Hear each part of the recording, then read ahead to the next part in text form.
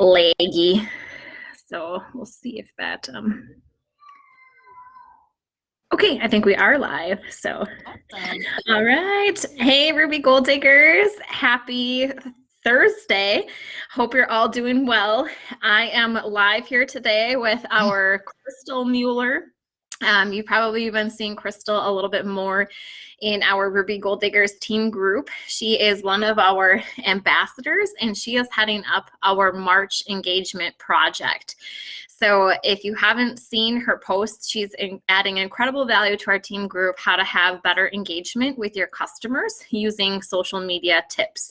And she's been doing a tip a day, and she is also behind the scenes making all the beautiful graphics for Ruby Gold Diggers. So I'm excited to introduce her to you today, although I'm sure most of you have already heard of her. And maybe Chrystal, before we jump into the questions, you can share a little bit more about the importance of engagement and what inspired you to create the project.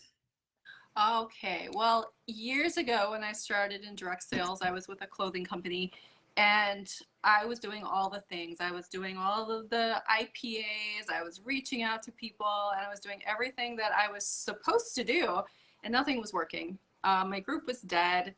I felt like people were running the other way when they saw me coming. So I just happened to catch a live from a business builder, and I don't even remember which one, a business coach. And she had said, you have to have an engaged audience. Stop focusing on selling. And I thought, well, it can't hurt because I'm going nowhere right now. So I started focusing on just engaging my group and really getting to know them and getting to talk to them. And suddenly my group went from under 200 people to almost 1,000, and in just a matter of a couple of months, just because people were having fun and enjoying it. So I really feel that it may seem a little silly to play games in your group and talk to people about things that aren't related to Ruby Ribbon whatsoever, but it will really help develop those relationships, and you will find sales coming your way. Yeah, very cool. And I've been in your group for quite a while now. Even before you joined Ruby Ribbon, I was in there from your clothing group. And I love how you share everything that's going on with your lifestyle. And I've been following some of your Weight Watchers recipes more recently too. And it's great. There's so much value. Like, what women can't relate to wanting like a fast and easy recipe that is, good for weight loss and all the things. So yeah, so definitely encourage you ladies, whatever it is you're passionate about, in addition to Ruby Ribbon, to be sharing, value in those categories too.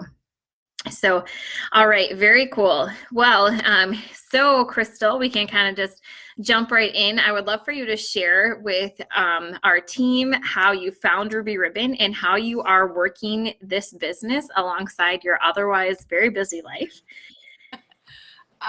Well, I had, let's see, I think I met you, Kayla, through Kanda.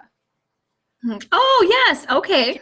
Yes, so Kanda and I were teammates on one of the clothing companies that I used to sell for. And she had done, I think, the Hey Ladies post or something similar. And I reached out to her because I knew that she was bigger chested. And I was like, are you serious? And she said, yes. So I had, she put me into contact with you. And then I had given you my measurements, but they were some I'd found in a drawer. I didn't actually measure, to be honest. And so when they came, they didn't fit, and I didn't like them, and I sent them back. And luckily, Kayla did not give up on me, and a few months later reached out to me and said, I know you're really going to like this. And I'm like, okay. But I did. I loved it, and I think I signed up, 4 days later with you?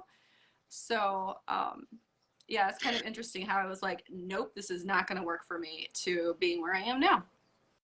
Yeah, and I think it's a it was a good lesson for me in learning that the fruit is in the follow-up and staying connected with people. And I saw that Mhm. you were having, this great engagement with your clothing business. And when I reached out that second time to you, like, hey, let's try this again, I think you had shared with me too that you were having lymphatic pain. And I just really felt, like, oh my goodness, if we get her in the right size, right style, she will love this. But yeah, I think it's a good way that we can relate because not all of us do have a positive first experience with the camis. We might get our kits, we might be sized incorrectly, but it's definitely a good lesson in the fruits and the follow up. And I remember being intimidated, going back to you because it was kind of one of the first times I did that, and I'm so glad I did, and that you're here with us Me today. too. Yeah. Um, and then, so I also wanted to ask, how have your goals and mindset about your business evolved since becoming a stylist? Because I think sometimes, we come into the business and we have these ideas of, we want to make this much money or spend this much time. And, sometimes we have great initial success. Sometimes we're slow to get started. And then sometimes we have different busy seasons that we all go through. So I'd love to hear, what that journey has been like for you so far. Well, I've been all over the gambit because when I first started, I didn't think I'd be able to sell it. Honestly, I thought that the price point was going to be too high for the ladies in my group, and that they weren't going to be interested. So it exploded. It absolutely exploded. Within my first couple of weeks, I had booked like 17 parties, and so then I kind of got the bug, and I'm like, well, I'm going to ride this as far as I can. And so I had very lofty goals. Well, life happens. And even though I was doing really well, considering I had just started and I did well for many months, but like I said, life happens. My father was very sick. And so I had to kind of slow down because he needed me, my mom needed me. And then after he passed away, in October, I realized that, my youngest is going off to college in the fall, and I was kind of getting the itch to get out of the house and go back to work. So that's what I'm looking at now. I've kind of scaled back parties and things like that to give myself a little more breathing room and try to create a life where I can then go to work outside the house and still come home and work my business, but not be overwhelmed by it.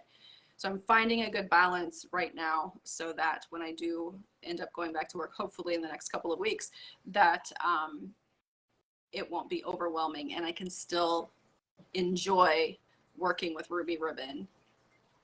Yeah, I love that. And thank you so much for sharing because I think it's so relatable to so many of us who go through different seasons with our kids being really young or leaving the nest and having different jobs that we lose. And I know a lot of ladies, especially with COVID, can relate to having job changes that they, maybe were working from home, maybe lost a job, maybe Ruby Ribbon had to be their full-time income, maybe they had to pick something else up and scale back. And so the beauty, of our business is that it is scalable through different seasons and different times. Now, I wish I could see who was on. You're getting a lot of hearts here, Crystal, from Oh, good. from Yeah, the ladies. I can't see. And okay, so the two more questions. So what words of wisdom do you have about making this business compatible uniquely to us? And I think you kind of just touched on that a little bit, but I don't know if you wanted to expand a little bit more. sure. Just from my experience in the past, I've learned, as I was talking before, I was doing all the things you're supposed to do, and it wasn't working for me. You really have to find your strength. And it may not be sales. My strength is not sales. My strength is engaging people, building relationships, um, relating to them on their level, and making them feel like they mean something to me because they do. So that is what I have explored and how I manage my business. And if people feel like you really care about them, even if they're not purchasing from you, but if they feel like they care, you care about them, they're going to send their best friend to you when their best friend says, I really hate my bra. Right. So, you know, for me, I had to take away my focus from sales to providing value, providing service. And Ruby Ribbon provides a ton of value. So if you can just incorporate that into who you are and what your strengths are, you're going to be great. Yeah, beautifully said. I love that. And I think so many people can relate to that too, like not wanting to feel salesy. And if you're kind of questioning, like, how do I do that? Like, how do I offer value without being salesy? Definitely follow along with Crystal's engagement posts for the month of March, because she literally gives like a how to in, you can probably do it in like 5 minutes a day or less. Yeah. All the tips she's been giving. So that's right here in the Ruby Gold Diggers group. Highly recommend it. I've been following along. And it's been really helpful for me too. So, all right, one last one. What do success and joy mean to you in your business and in your personal life? Well, they both kind of go hand in hand. I've always been kind of a doer and a caretaker. So I derive such enjoyment from watching women who feel very low about themselves, who feel ugly, who feel overweight, who feel, that they're worthless. The first thing I say to them when I can see that in their eyes is, first of all, who created you? You were created by God, and he does not create ugly, worthless things. So you have to stop thinking of yourself in that way. And then I just talk with them and love on them. And if you, have ever seen that butterfly moment, is what I call it, when they come out of their cocoon and they suddenly feel beautiful, it's the most amazing thing ever. I love that. It's making me feel like a little pregnancy, sappy, eye-watering right now. That is so beautifully said. And I think most of us women can relate to feeling those insecurities and feeling like we all have our situation areas. And so I love that part of your mission is helping women feel valued and loved in general. And, incorporating your faith into it is just such a beautiful way to serve others. So, didn't know we were going to get a little sappy here at the end, but I love it. We're getting lots of hearts over here too. So beautiful advice, ladies. Give us some love in the comments for Chrystal for sharing with us today. And I know so many of you can relate to her and, how to create that valuable experience for your customer, the scalability of our business throughout different seasons, which is why I wanted to bring her on today. So she's super talented, super wonderful to have, and we're so happy to have you, Chrystal. If any of you other, yes. And if any of you other ladies were interested in doing a spotlight, let us know. We would love to highlight you and your story and what brings you joy and success in your business. And Chrystal, did you want to close with any other thoughts? And I'm just looking, you look so spring today. You have your nice picture and your flower in the background. I love loving your top. Oh yeah, I moved it out. It was right here in front of me, and I'm like, this has got to go. But one thing I would recommend, if you're the kind that like to read books, is to read The Go-Giver. It is a great book that talks about just what I was saying before. You're not selling a product, you're offering value, and it's a great book. So pick it up.